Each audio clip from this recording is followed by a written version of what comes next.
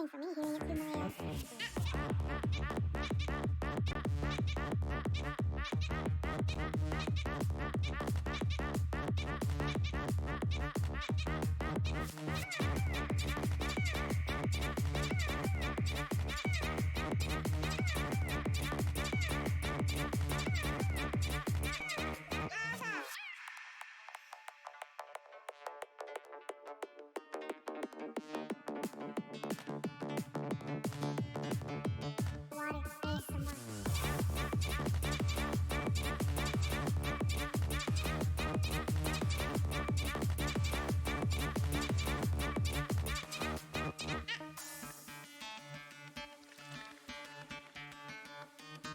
can really see those in the background.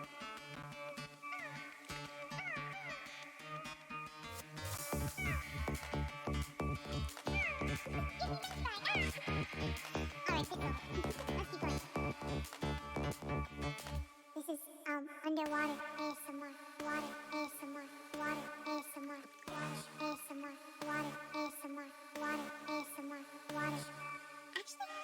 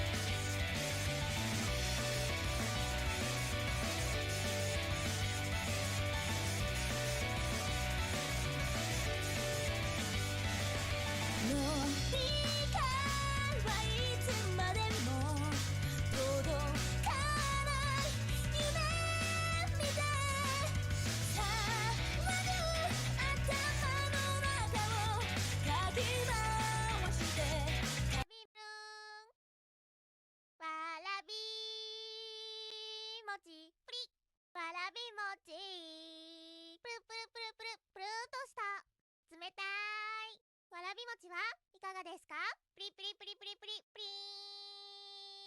Alrighty, hello everybody, and welcome back to the MALT round of 32. We are now here with the final couple of matches for the weekend, and we have a very lovely doubleheader for you guys here to round out what has been a very exciting weekend in front of you guys. Right now, we got Axelerrixx taking on Joune.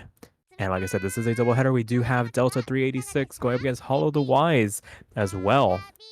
And as always, my name is Sparky, and I am joined in the commentary booth this time around by none other than Rhymes with Mash. Mash, how are you doing? I'm doing pretty great. Good to be in front of this map pool again after my match yesterday. I'm really looking forward to seeing how our number one seed will do on some of these picks. That is Axelerrixx facing off against Joune, who I believe is our 32nd seed. Yeah, the widest chasm we can have in terms of seed discrepancy possible. So this is going to be hopefully a very exciting match. We have seen a couple of upsets already in the bracket, but Axelerrixx has shown that they are definitely a cut above a lot of the players in this tournament, despite their best intentions of trying to downplay their own ability. Yeah, we have seen a lot of really surprisingly close matches thus far. A lot of 4-2s, a couple tiebreakers, I think. So really anything could happen. Yeah, for sure. So it'll be very exciting to see, especially if Joune can show that they are maybe like an early game accuracy player. Maybe you give Axelerrixx a bit of a run for their money. It's all fun and games until you start to delve into the realm of those sharpshooters. So, Hmm. and right now we are going through the warm-ups. It's always nice having warm-ups in tournaments because we get to see some of the silliest, goofiest mapping known to man sometimes. Hey, I can't not be a fan of Nanahira singing from the window to a fire trucking van. Listen, it is probably the best thing they have created, and they have created a lot of music. So we are going to get into the rolls before getting into the bans and the picks. Looks like Axelerrixx does win the roll 35-5. Yeah, so that means, I believe that means Joune bans first, yes. Yes. So I think what might be best for Joune right here is to ban Rice 2. It's one of the more physical maps in the pool. It's a little bit technical. You need the good bracketing skills. So against a really physical player like Axelerrixx right now, I think that might be their best pick. But they are going to be banning Coma. I can't blame them for that either. Yeah, for sure. Coma, the longest pick in this pool, if you remove the tiebreaker. Bit of a gauntlet to deal with, can basically end within the first minute, and you're just kind of along for the ride, just aimlessly tapping away in a basically feudal battle. So wouldn't be not surprised seeing that getting removed from the pool. I think, like you were saying, Terrasphere might have been a good second option if they wanted to get rid of the more physical Chord Stream Rice pick in this pool. And Axelerrixx gonna get rid of LN1. That's an interesting choice. It's definitely a tricky map. Those 1/3 rhythms and the LN coordination in general. It can spell your doom pretty quickly if you are thrown off by it. But Axelerrixx does get the first pick. Can only expect that he will go with some Rice for the first pick. I'm just spitballing. Yeah, they definitely have the Rice physicality needed to handle any map in the Rice pool. So they basically have pick of the litter there. Formidable on the LN hybrid as well, but probably not going to willingly go into those picks unless like absolutely needed. But that will probably be something for like later rounds if they do make it further into this tournament. For Joune, I think it's just a objective of staying as close as possible in terms of accuracy and combo, and seeing if they can capitalize on any potential mistakes coming out from Axelerrixx. Yeah, there isn't a lot of those LN and hybrid maps left. I'm not sure what Joune's plan of attack will be here. I do agree that their best chance is probably in the lower half of that map pool though.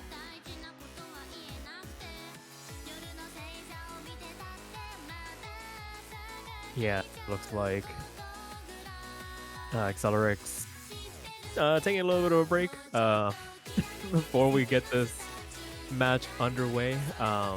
They do have the entirety of the morning to take care of things, but hey, what better time to do it than right after the warm-ups? Okay, they're back. Still waiting on their pick. I think Rice 1, 2 are solid. Maybe Rice 4? Yeah, they're going with Rice 1, just like I did, actually. Yeah, Kimono Princess. Kimono Princess is a pretty good starting platform for Axelerrixx to go into. I think it's one of the more bog standard Rice picks we have in this pool, where it's just, can you handle the patterns being thrown at you for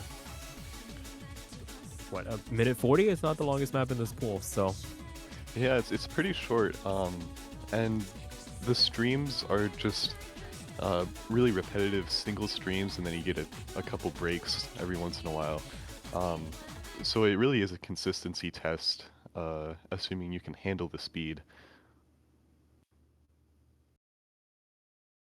yeah, I think pretty comfortable for most players, but we'll see how both of them handle it as we get underway in this best of 7. First player to 4 points will be punching their ticket into that round of 16 winners bracket. Loser not eliminated from the tournament just yet, but just going to need to make the run in that losers bracket. And right now, pretty strong starts for both players, all things considered here. Yeah, what's really important for Joune here is to maintain within striking distance if Axelerrixx does slip up. I do foresee that Axelerrixx will have the advantage for most of this map, but Joune just has to stay on his tail the whole time. Yeah, doing a pretty decent job of it right now. As I said, finding the first break in this map and going to give Axelerrixx a bit of cushion to work with. Now, they were basically hot on their tails within a 2 to 3 tenths range but that drop gonna bring him back down just a little bit here, widen the accuracy gap and widen the score lead by a pretty considerable margin as we go into the last third of the chart.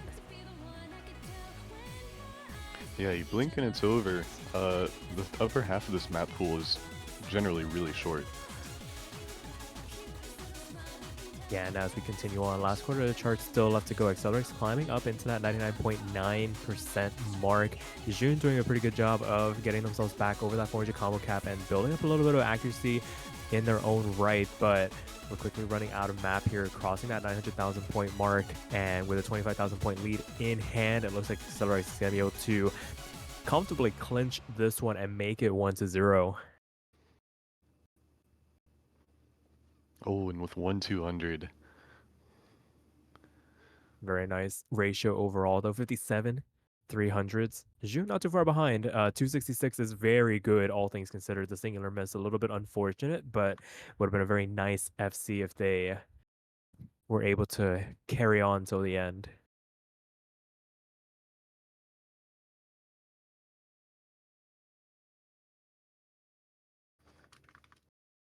But with that being said, it will be Joune up to pick next as we wait to see what their plan of attack is going to be.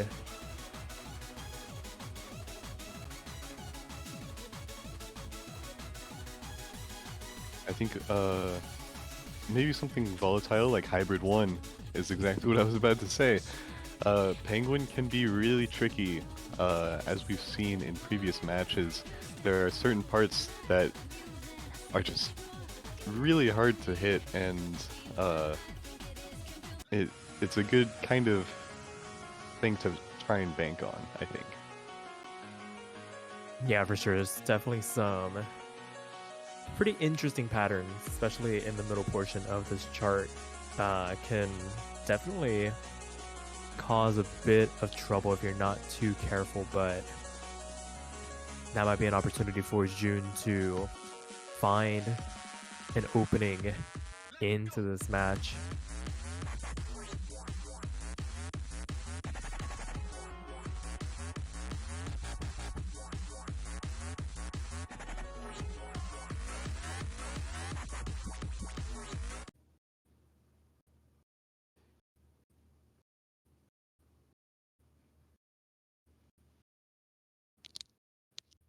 So we are going to get into it now. The second map of this best of 7. Axelerrixx still going to try and take the first breakpoint in this match. Joune trying to maintain parity, make it 1-1 if at all possible. It's going to be a bit of an uphill battle, but a journey that they can make if they have a few lucky breaks go their way. And right now, pretty even at the start here. Yeah, I think Axelerrixx hit an early 200 maybe. Joune not far behind as they reach this 400 combo cap soon. Okay, you have these single note streams with the LNs kind of anchoring here and there before we dive into the second third of the chart now, and Joune finding a bit of an accuracy drop as we continue on here, but still very crucially holding on to their full combo for the moment, but the accuracy gap growing to about a full percent now in favor of Axelerrixx, and that score discrepancy is just based off that accuracy alone. Yeah, and here's the trickiest part of the map. And they both hit it. Very impressive, able to make it through relatively unscathed, maybe a couple of 200s for the road, but very, very importantly, both of them holding on to their FCs with a quarter of the chart left to go. There's still time for something devastating to happen, but both of them able to really find their bearings 2 maps in and pull off some pretty impressive performances here as we make our way into the last lever of chart now, and Axelerrixx still just basically nursing this now 30,000 point lead in their favor. Even if they were to find a drop this late on, it wouldn't really make a difference here as they do take the first break point in this match to make it 2-0 now. Yeah, pretty clean scores all around. No misses, which is really impressive. Axelerrixx with only 3 200s and good ratio. Yeah, very good ratio. Just a couple of notes away from having 2 V1SSs, but it is what it is. So long as your score's higher than your opponents, that's really all that matters at the end of the day. So, an opportunity for them to make this a match point situation right off the rip here. And they're going to go for Terrasphere. Yeah, that's a good pick. Capitalize on your uh, comfort on these kind of chord stream patterns. This pick is designed to kind of bridge the gap between no brackets and actual brackets. So we have some kind of like intermittent brackets in the chord stream, but it's mostly on like the thumb and the third finger. And then we have some really slow brackets that you can basically just treat as jacks in some of the break sections.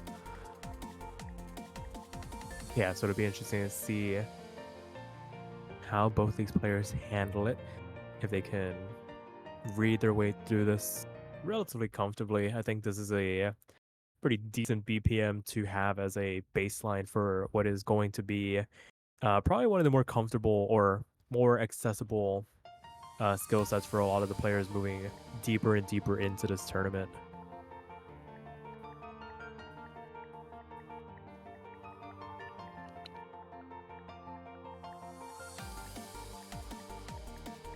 And as we make our way through this introduction, both players off to, once again, a pretty strong start. It's really, once we get into this middle portion of these maps where Axelerrixx can really start to pull away with their superior accuracy. But for right now, joune is staying within striking distance very early on, making their way into the second quarter of the chart, only about 0.2% behind for the moment here. Yeah, both players really comfortable on those like 80 BPM chords, but now we're seeing more of those streams. We got a double stream there. Both players handling it marvelously, both above 99.5. Yeah, and that margin is the smallest we have seen so far throughout this match. Only about 3,000 points in favor of Axelerrixx. Definitely within catching distance if you are joune. They just need to be able to maintain this pace as we make our way into the back half of the chart. It's going to be important for them to keep it together, basically maintain the composure that they show in the first half of these charts and not give away any silly breaks as we transition on into this back half now.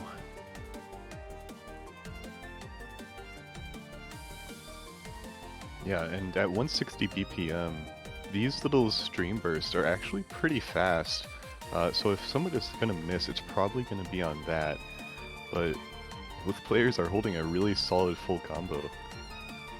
Yeah, for sure, not getting tripped up by any of those double stream transitions and able to make it through into the last quarter with both of their FCs still intact. This is still very much in the realm of catchable for joune, as Axelerrixx actually starting to pull away now, 8,000 points in their favor as they build up their accuracy, about to touch that 99.9% mark once again. But all it takes is a singular drop this late on to give joune an outside shot of trying to take this point back. But as we come to an end here, I think a lot of the major trip-up points are now behind us, and Axelerrixx gonna take this with a 0.3% advantage and about 9,000 points to their name. That's actually a really good score by joune, a 987k on perhaps the most physical pick of the pool. Yeah, matching Axelerrixx's 200 count actually. It's just a matter of ratio.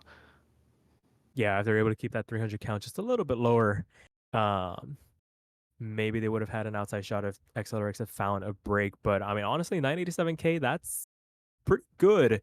Good enough to beat a lot of the players in this tournament. But unfortunately, you're going up against the number one seed, and you have to pull out some pretty special performances to pull a fast one on them, especially on their own picks. And joune gonna opt to go for hybrid 3 now to see if they can find a way back in here.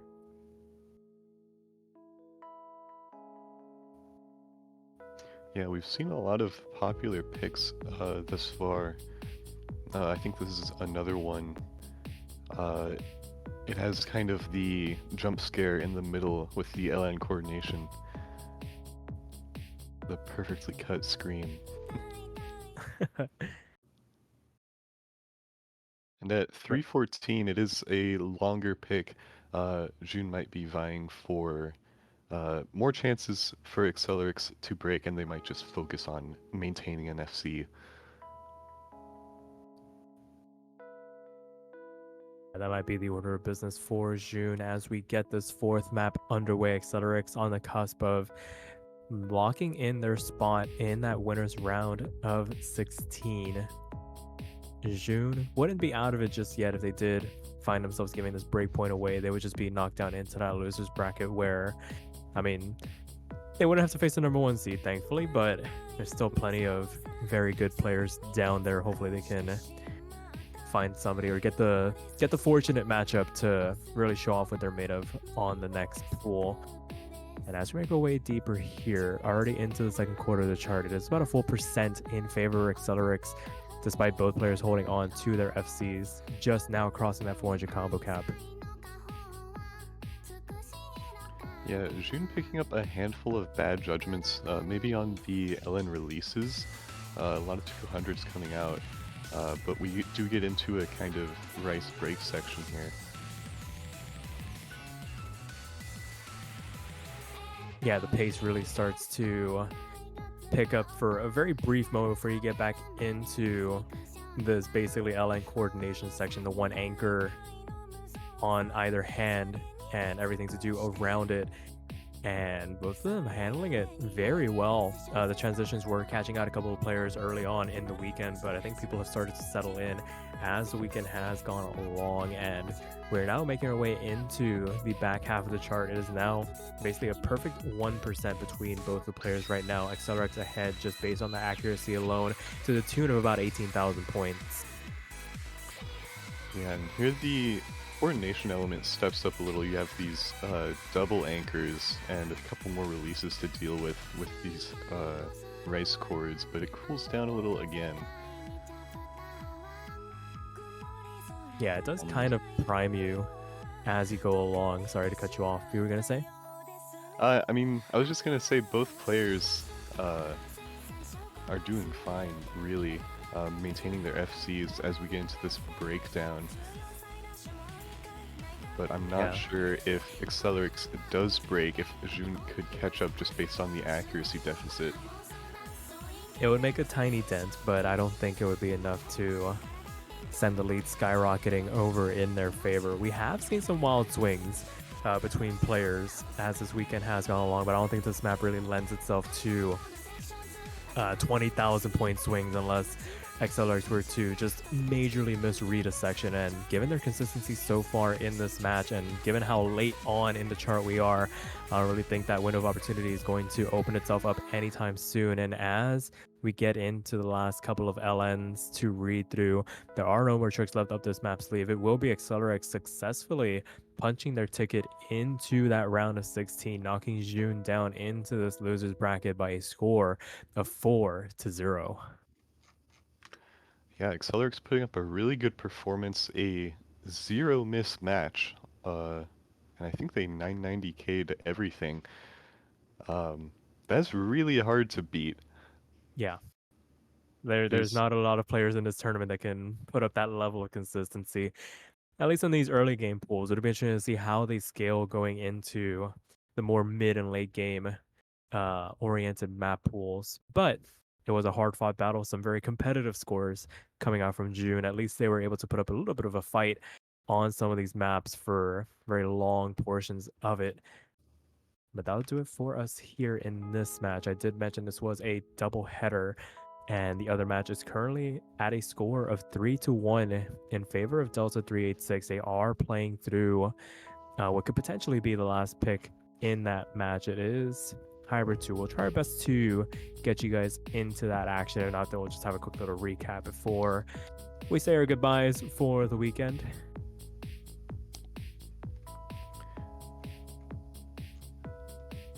Yeah, it looks like they have picked both of the LN picks thus far, and we've seen the hybrid pick we just saw in the Axelerrixx match, and Bokuranu, the race 4, I believe, and now they're in Homa.